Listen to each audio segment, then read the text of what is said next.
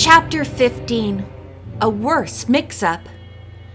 Though Nancy tried over and over again to call the airline back, the wire continued to be busy. "Oh, phooey," she said to herself impatiently. Suddenly Nancy realized that she still did not know if the reservation was for Mr. and Mrs. Edgar Nixon or for Edgar and Nancy Smith Drew. Also, she had not found out whether or not they were going to London, nor on what day they were flying. Before trying the airline again, Nancy had to relinquish the phone to several students who wanted to make calls. Soon the fraternity house held a mob of chattering, laughing boys and girls. Even if Nancy could have made the connection, she would not have heard what was being said at the other end of the line. Bess and George came running up to her. "Nancy, we've been looking all over for you. It's almost lunchtime," said Bess. "My, you look as if you're in the doldrums instead of having fun. What's the matter?" Nancy brought her friends up to date on the latest clue. "Well, here goes one more try for the airline." The cousins could tell by the expression on Nancy's face that the line was still busy. Finally, George said, "If Miss Drew didn't tell Mrs. Roderick she was going away, she's probably coming back, so you can talk to her later. Come on, time to eat, and then we'll have to hurry off to the game." Nancy was torn between two desires. She hated to give up her pursuit of the other Nancy Drew. On the other hand, she would not miss seeing Ned play in this big and final game of the football season for anything. At that instant, the telephone rang, and Nancy answered it. "Chi Omega Epsilon House?" a young woman's voice asked. "Yes." "I'd like to speak to Nancy Drew." "You're talking to her. Is this Marion Wilson?" "Yes, Nancy. I'm so glad I got you before you left." "Any news about Miss Drew?" Nancy asked her. "No, I haven't seen her. I drove around town thinking I might get a glimpse of her, but she wasn't in sight." Marion Wilson said she had a request to make. "Since both Ned and Frank are playing, how about you and I attending the game together?" "I think that's a wonderful idea," said Nancy. "You know, there's just an outside chance that Nancy Smith Drew may be there, and you can spot her." It was arranged that Marion was to come over to the fraternity house directly after lunch and go to the game with the girls. Dave and Bert, who were on the second string team, had left already for the stadium. An hour later, just as Nancy was about to leave the house with the group, a telephone call came from her father. "You must have something important to tell me," she said quickly. "I have tracked down the firm which offered to present Nancy Smith Drew so she can claim her inheritance." "What kind of an agency is it?" his daughter inquired. "A shady outfit, and not to be trusted." Nancy was excited at the news. Maybe the agency's story is a fake, and some imposter is going to appear calling herself Nancy Smith Drew. "That's what Mr. Bates Jones thinks," her father said. She told him all that she had learned the night before and during the morning. "Your clue gives me an idea, Dad. Maybe Edgar Nixon doesn't intend to marry Nancy Smith Drew at all. Instead, he's taking her away to keep her from being found by me." "It's a good guess," the lawyer remarked. "And here's another thing," Nancy went on. "Perhaps Edgar Nixon is already married to somebody else who is in cahoots with him and is going to play the part." Mr. Drew sighed. "This mystery gets to be more mixed up all the time.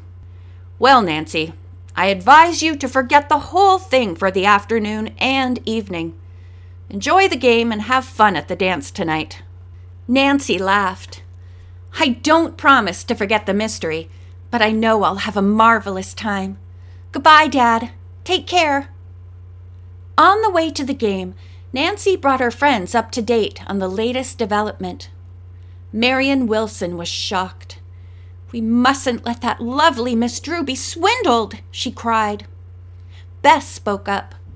Nancy is doing everything she can. She has left messages everywhere for Nancy Smith Drew not to get married and to get in touch with her immediately. Now let's concentrate on the game." The girls agreed, and Nancy said no more about the mystery.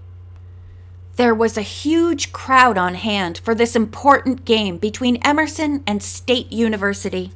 Vendors stood outside the stadium, selling pennants and football pins, and hats and flowers of the colors of the two colleges. Inside, the bands of both schools were playing. This, together with whistles and high-pitched conversation, made a great din. It turned to thunderous applause and cheers as the two teams trotted onto the field. Nancy and her friends had sat ideally located near the center of the field.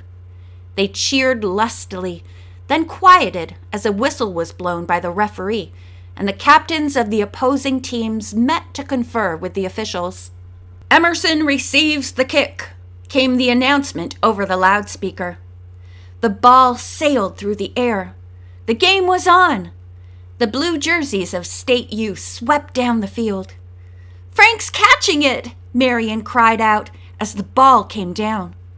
After deftly sidestepping a would-be tackler, Frank cut to his left, and with a good block from Ned Nickerson, sped to the 30-yard line before being tackled. Excitement ran in the stands, packed solid with spectators in red, blue, and green sports clothes. Pennants waved amid the laughter and cheering spectators. "Now watch Ned go," Nancy said. "Come on, Ned! Touchdown!"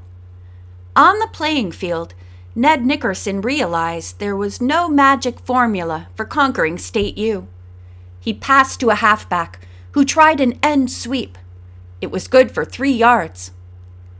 On the next play, Ned faded back to pass, but apparently State U had scouted him well because 2 linebackers came charging through. His toss was rushed and fell short of the receiver. A groan went up from Emerson. Ned himself tried an off-tackle slant, but failed to make the necessary 10 yards. Then he dropped back to punt. The ball soared high and far, giving Emerson defenders plenty of time to race down the field. The State receiver was stopped in his tracks as Emerson fans roared their approval. "Come on, State, sock it to 'em!" came cries from across the field, but State fared no better. They also had to kick on 4th down. Frank again received the ball, but instead of running with it, he lateraled to Ned. The speedy quarterback dived, ducked, wriggled, and sidestepped as he flew up the field. "Stop him! Stop him!" screamed State's rooters. Now there was only one man between Ned and the goal line. The quarterback tried to sidestep him. Slam! With a bone-jarring tackle, Ned was brought to the turf 12 feet short of a 6-pointer. He rose slowly from the ground and limped back into the huddle, but his chest hurt. "You all right?" Frank asked him. "Sure, just shaken up a little. Let's give him the down-and-out pass pattern." When the ball was snapped, Ned rolled back into his left. Emerson's left end faked out the opposing halfback and dashed toward the corner of the field. Ned rifled a pass. It was a perfect pitch. The end caught it in his upstretched arms and fell across the goal line. "Ee! Ee!" Marion exclaimed, jumping up and down and waving her arms wildly. Emerson's stands were a bedlam of noise and motion. Their team led 6-0. "Come on, Ned!" Nancy cried out. "Make it 7. She felt confident about Ned's place kicking. The sports writers had praised his toe. Now he would add to their score. As Ned walked back into the huddle, he was still wincing with the pain in his chest. The teams faced each other. State's linemen were poised, ready to spring forward at the snap of the ball. The ball was passed low to Frank. He set it up for the kick. Ned's leg came forward, his toe hit the ball, and sent it sailing into the air as the spectators rose to their feet. There was dead silence for an instant, then a deafening roar. No good. The referee's motion indicated that the ball had missed by inches. "That's a shame," Marion said. "What happened to the great Nickerson?" a state fan yelled. "He better go to another college where he can learn how to punt." Nancy was concentrating on Ned. "Oh dear, I hope nothing has happened to him," she said to Marion. "He was limping a little." Suddenly, Nancy's hand flew to her mouth as she stifled a shriek. "Oh no!" Ned Nickerson had collapsed on the green turf. End of chapter 15.